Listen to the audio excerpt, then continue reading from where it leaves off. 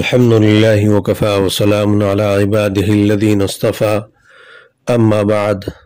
فأعوذ بالله من الشيطان الرجيم بسم الله الرحمن الرحيم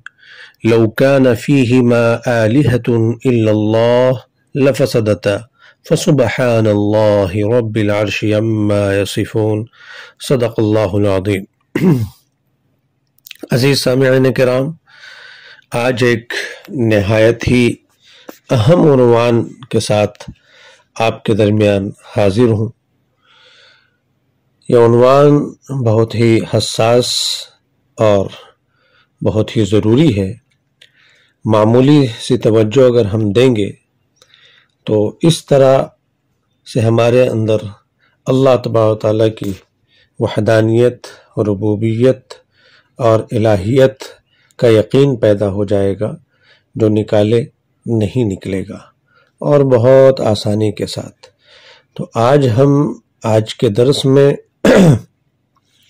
ہمارے اندر جو روح ہے اسی پر غور کر کے ہم اللہ تبارک و تعالیٰ کی وحدانیت کو جانیں گے اور پہچانیں گے۔ دراصل ہم اپنی ہی روحانی کائنات کے ذریعے حق تعالیٰ کی ذات و صفات کی یکتائی، کہ وہ اپنے ذات میں بھی ایک ہے، اپنے صفات میں بھی یکتا ہے، ایک ہے، کہ اس کے صفات میں بھی کوئی اس کا شریک نہیں، اور بے چونی پر استدلال بھی کر سکتے ہیں، اور کہہ سکتے ہیں کہ جس طرح یہ ہماری بدنی کائنات، ہمارے جو جسمانی دنیا ہے، بلا اس غیر مرئی مدبر یعنی روح کے موجود اور باقی نہیں رہ سکتی، کہ ہمارے جسم میں جو روح ہے جو دکھتی نہیں ہے، لیکن ہمارے جسم کے تمام سسٹم کو یہی روح کیا ہے چلا رہی ہے۔ اسی طرح یہ ساری کائنات عام بھی بلا کسی مدبر حکیم کے موجود اور بقا پذیر نہیں ہو سکتی۔ جب ہمارے جسم میں روح ہے تو یہ ہمارا سارا سسٹم چل رہا ہے، تو اتنا بڑا جو یہ کائنات ہے، یونیورس ہے، وہ کسی مدبر حکیم کے کیسے چل سکتا ہے؟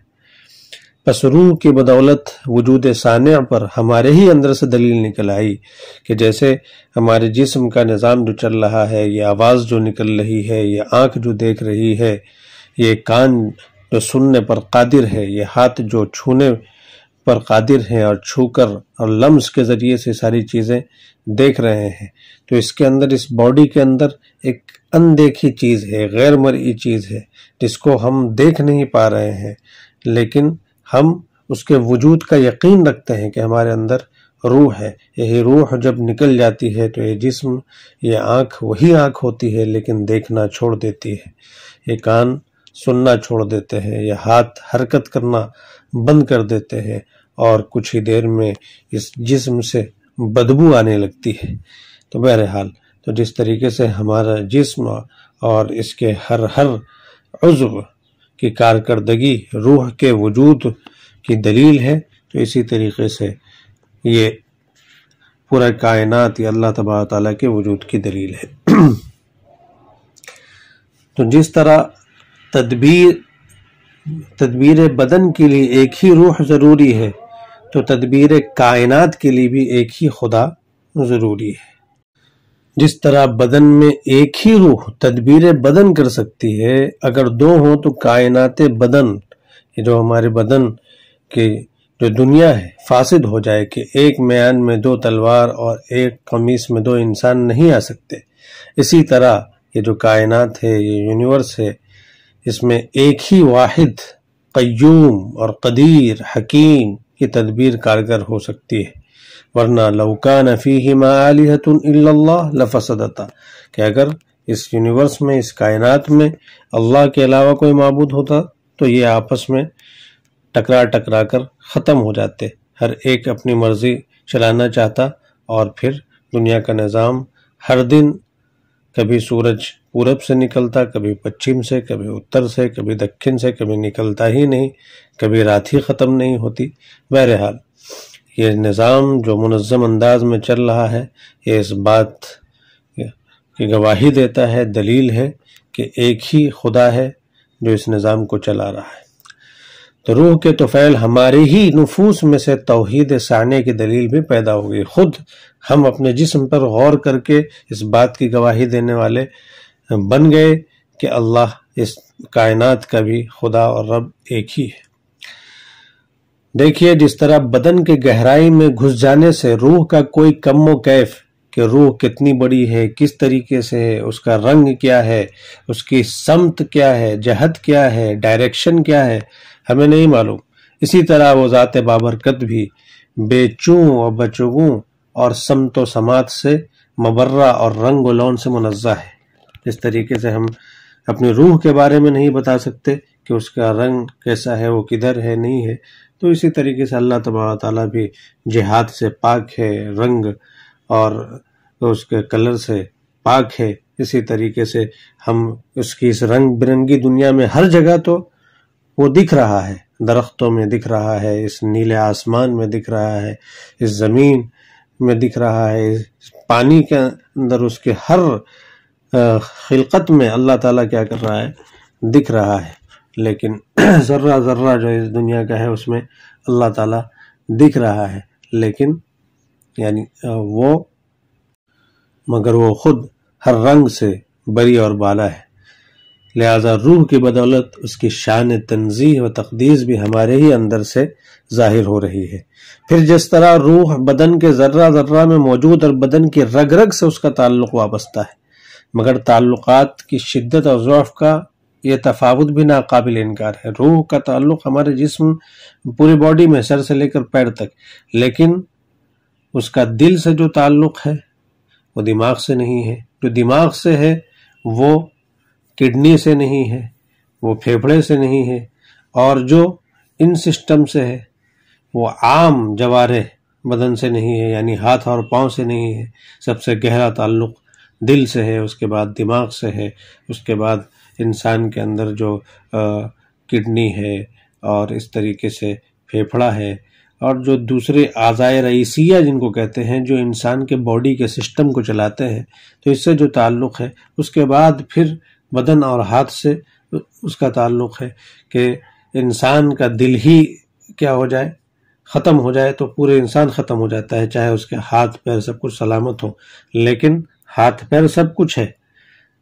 لیکن یہ دل صحیح سلامت ہے، اور ہاتھ پیر خدا نخواستہ کٹ جائے تو انسان کیا ہے، چلتا رہتا ہے. تو جس طریقے سے روح انسان کے پورے جسم میں موجود ہے، لیکن دل سے زیادہ کنیکٹ ہے، زیادہ مضبوط مربوط ہے، اس کے بعد دماغ سے، اس کے بعد دیگر اعضائے رئیسیہ سے. تو اسی طریقے سے اللہ تبارک و تعالیٰ جو ہیں، اللہ تبارک و تعالیٰ کا تعلق بھی جو سب سے زیادہ جو اللہ تعالیٰ کا عرش ہے اس سے ہے، اس لیے کہ وہ مرکز استفاء میں ہے. اللہ تبارک و تعالیٰ کا جو عرش ہے وہ بالکل مرکز استواء کے اندر. اللہ تبارک و تعالیٰ اپنے قرآن میں کہتے ہیں الرحمن علی العرش استوى، الرحمن علی العرش استوى. اسی لیے سب سے زیادہ جو اللہ تبارک و تعالیٰ کا تعلق ہے وہ عرش سے ہے. اس کے بعد اللہ تبارک و تعالیٰ کا جو تعلق ہے وہ بیت المعمور سے ہے، اور آسمانی جتنے مواضع ہیں، جتنے مقامات ہیں، ان میں سب سے زیادہ عرش کے بعد اللہ تبارک و تعلق بیت المعمور سے ہے، جو کہ فرشتوں کا قبلہ ہے. پھر جو تعلق بیت اللہ خانہ کعبہ سے ہے، مسجد اقصیٰ سے ہے، حرم نبوی سے ہے، وہ اور جگہوں سے نہیں ہے.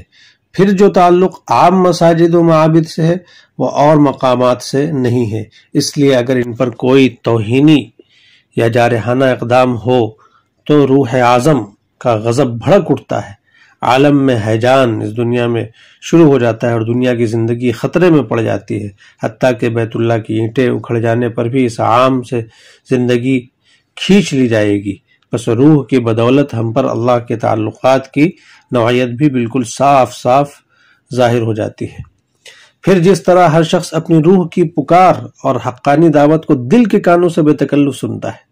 اور اس کی نصیحتوں کو قلب کے واسطے سے ادراک کرتا ہے، سمجھتا ہے، محسوس کرتا ہے، جو ہم خاموش بیٹھے رہتے ہیں اور کہیں کونے میں کبھی لیٹے ہوتے ہیں، لیکن ہمارے اندر خود ہم خیالات آتے ہیں، ہم باتیں کرتے رہتے ہیں، پیغامات آتے ہیں، کچھ کرنا ہے، تو یہ کس طریقے سے ہوتا ہے، لیکن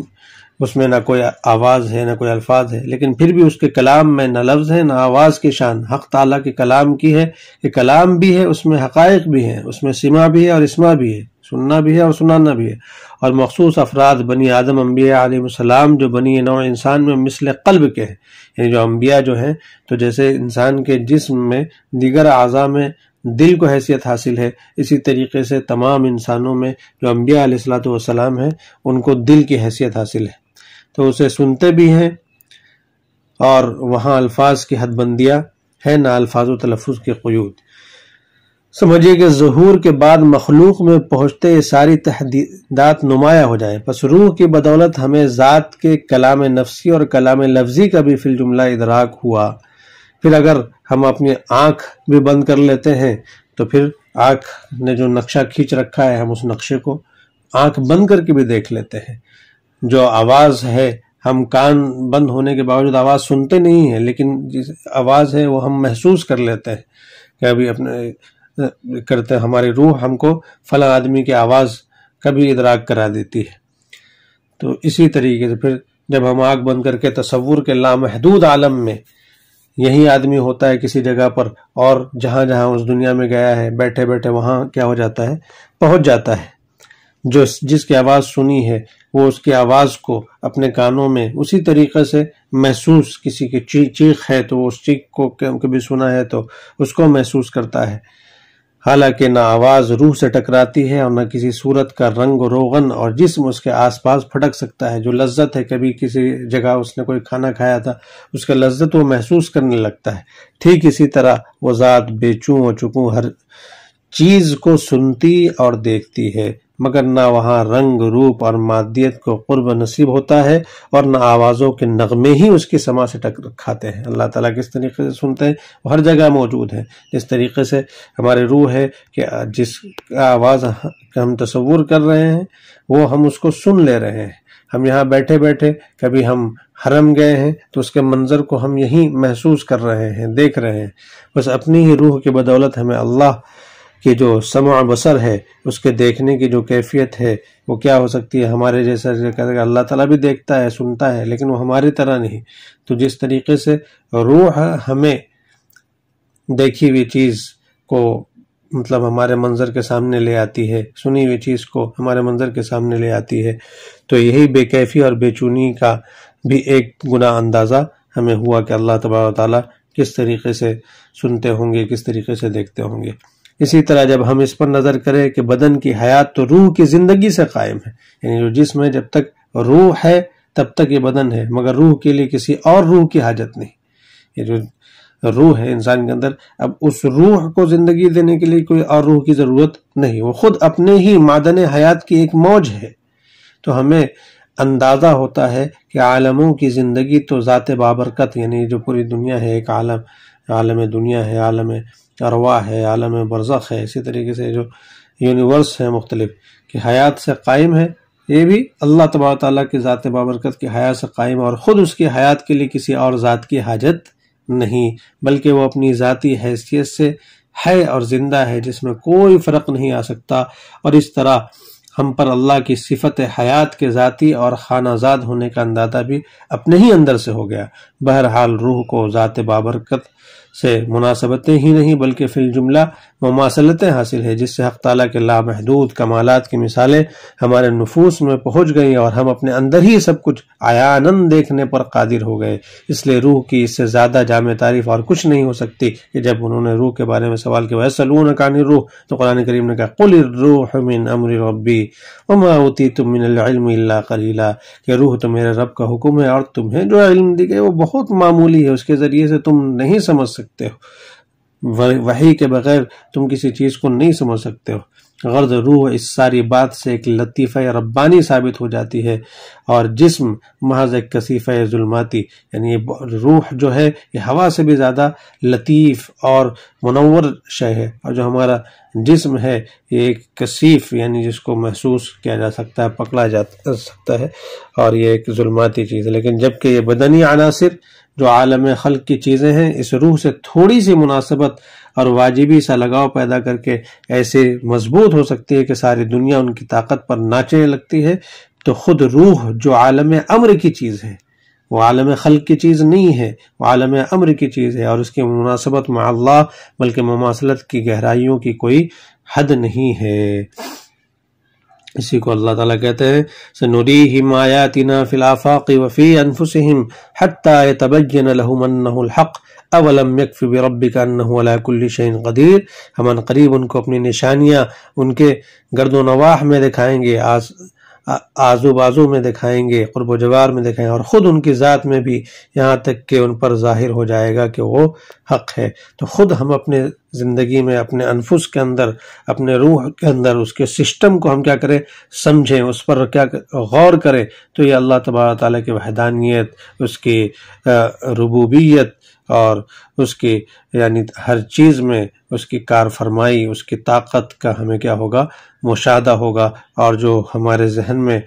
خیالات آتے ہیں الٹے سیدھے کہ اللہ تبارک تعالیٰ کہاں سے ہیں، وہ اسے کس نے پیدا کیا، تو روح جس طریقے سے زندہ ہے اور اس کو کوئی زندگی دینے والی چیز نہیں، تو اللہ تبارک تعالیٰ بھی ہمیشہ سے زندہ ہے، ہر جگہ موجود ہیں، اور اسے کوئی زندگی دینے والے کوئی چیز کی ضرورت نہیں ہے۔ اللہ تبارک تعالیٰ ہم کو اور صحیح علم عطا فرمائے، اور اپنا جو علم جو اللہ تعالیٰ کی صفت ہے اس میں سے کوئی حصہ ہمیں